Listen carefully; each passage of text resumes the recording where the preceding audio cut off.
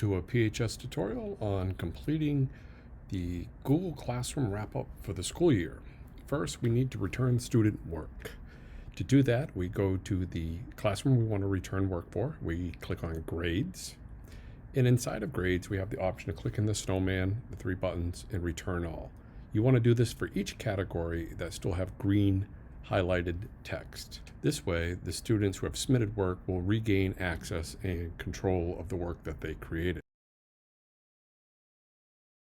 Next, you want to turn off comments.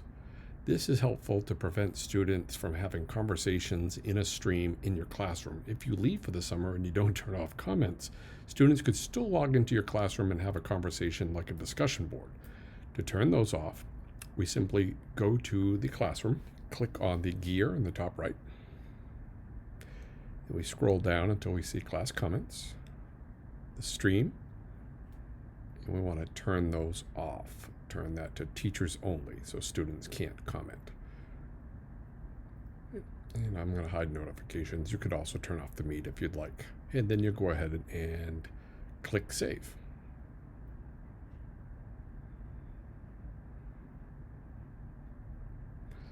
Finally, we have archiving the class. Copy the class if you'd like to make a clean copy with no comments and no student work. And that would be available for next year. And it will not have students in it. And second, we click Archive. This will put everything away. It won't allow any more edits to the classroom. And then go ahead and click Archive, and that will be gone off your desktop in your archive folder. So again, this is Michael Kennedy from Portland High School. Thanks for watching and enjoy your summer.